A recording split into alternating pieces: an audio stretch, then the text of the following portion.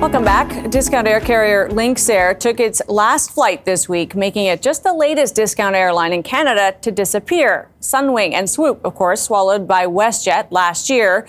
Still standing, Flair Airlines. Its CEO, Stephen Jones, joins us now. Stephen, thanks for being with us. Pleasure.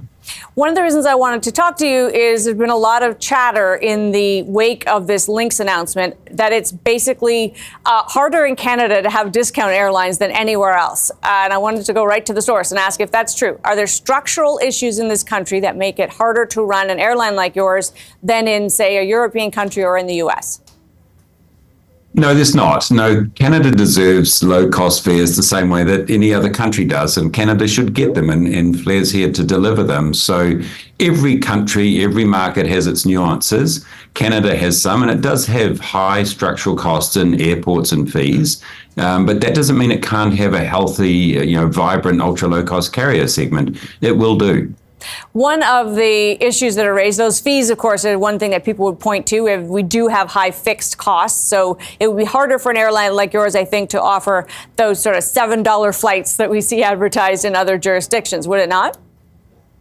Oh, sure. But, I've worked in those other jurisdictions that's got $7 headline flights, but the average cost is, of course, the average fare is, of course, much higher than that, and it's the same with us. Yeah, we put out promotional fares all the time that are below that level, but the average fare is higher, and, of course, the ancillary revenue is a very important part of the model. But back to your point, the costs here are higher. I mean, you've got airports in this country that it costs you $60 before you even get out of the airport, per passenger in costs. And so that's a real penalty to the consumer.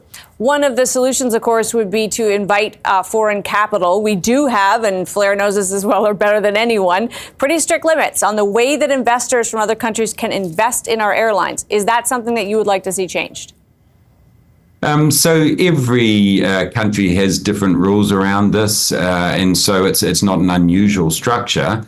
And I think what we saw from the Canadian government was that they actually relaxed those limits back in their 2018 policy implement initiatives, and those were specifically designed to encourage ultra low cost carrier competition here in Canada. And so you saw ourselves and Lynx come into the market. We've invested hundreds of millions of dollars in building business here that delivers affordable fares for Canadians.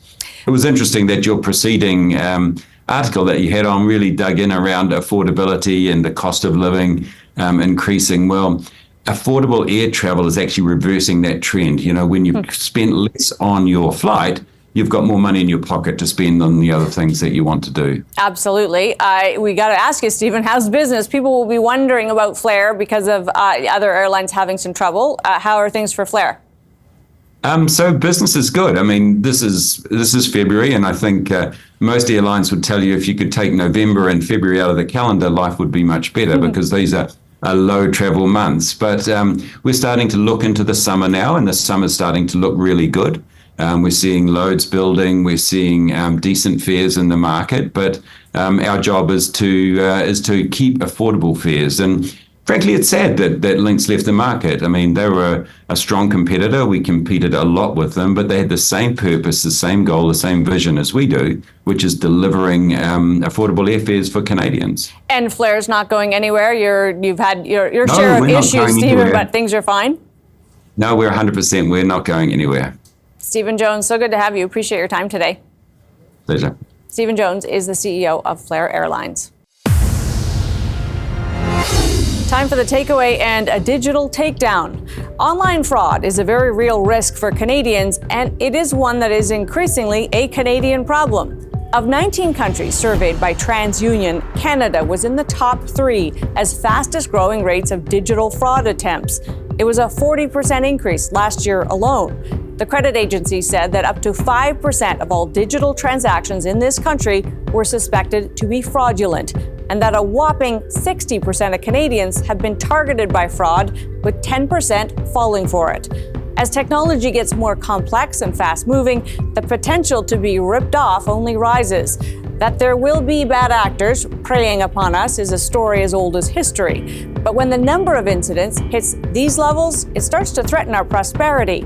Some of those who suffer from fraud suffer alone. They lose money in a painful and solitary fashion, often, but not always, elderly. These victims feel shame on top of the indignity of falling for a scam. But spread across a large enough swath of us, and these frauds cost us all, as the banks, credit card companies, and vendors involved have to step in to make good.